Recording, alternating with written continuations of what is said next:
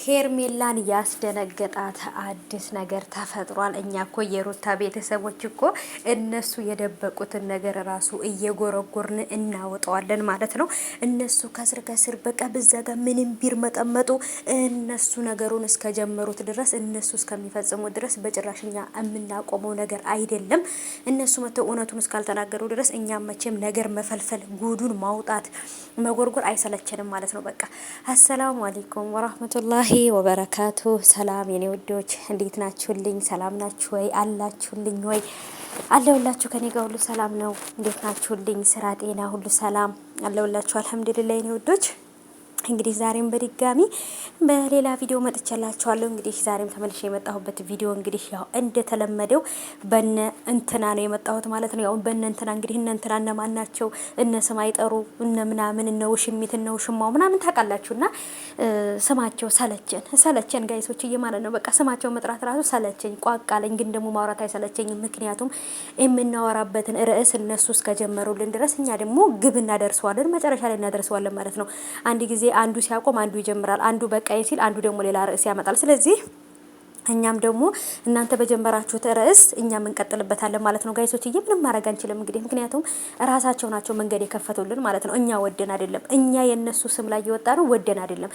እነሱ ናቸው በእኛ በተመልካች እየቀለዱ ያሉት። ስለዚህ እኛም ደግሞ የነሱን እውነቱን እያመጣ እናወራለን።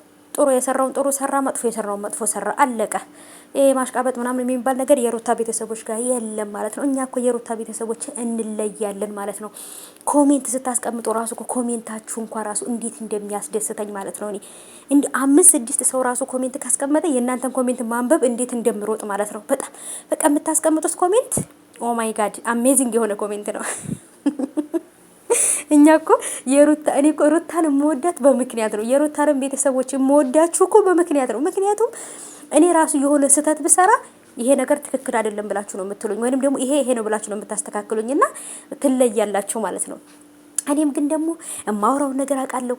የሄርሜላ ቤተሰቦች እየመጡ ስለ ሄርሜላና ስለ አብርሃም እውነቱን ስለተናገርን እነሱ የሚፈልጉት በቃ ሩታ በዳይ ናት፣ አብርሃም ተበዳይ ነው፣ ሄርሜላ ትክክል ናት፣ ውሽምነቱ፣ ባለጌነቱ፣ የቤተሰቦቿን ክብር አለመጠበቋ፣ የራሷን ክብር አለመጠበቋን እንደ ጥሩ ስራ አይተን እንድንደግፋት ነው የሚፈልጉት ማለት ነው። ይሄ ነገር ደግሞ የሚሆን ነገር አይደለም። ምክንያቱም ይሄ ማለት እኮ እኛም ብናረገው ነገር ኃጢያት አይደለም፣ ወይንም ደግሞ ጥሩ ነገር ነው ብለን እኮ ሰዎችን እንደማበረታታት ነው አይደለ?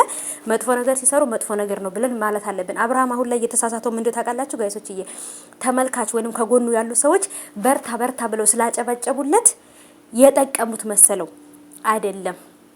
አብርሃም ማንም ሰው በርታ ቢለው ጎበዝ ቢለው ወደ መጥፎ ነገር ቢመራው ራሱን ነበር ወደ ራሱ ወደ ትክክለኛ ህይወቱ። እንዴ ዛሬ የሚያጨበጭብልኝ ህዝብ እኮ ነገ እኔ ከተዳረ ከሚስቴ ብፋታ እኔ የሰራሁትን መጥፎ ነገር እኮ ራሴ እያየሁት ላፍርበት እችላለሁ፣ ቤተሰቦች ያፍሩበታል ብሎ አላለም።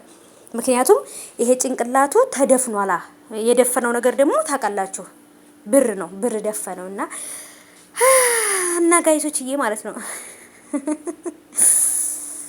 አሮመዳን አለ እና ለማንኛውም እነሱ እስካሉ እንደኛ ምንም ማድረግ አንችልም ጋይሶችዬ።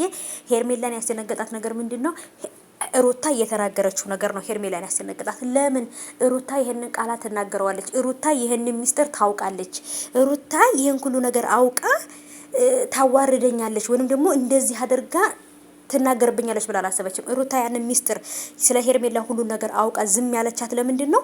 ራሷ ተመራ ካለችበት ትመለሳለች ብላ ነበረ። ትዳሯን ስታፈርስ ባሏን ስትቀማት ዝም ያለቻት ግን ደግሞ ሄርሜላ ውርደት እንጂ ክብር አይገባትም። ምክንያቱም ሲጀመርም የተዋረደች ስለሆነች ማለት ነው። የሰው ባለ የቀማች ሌባ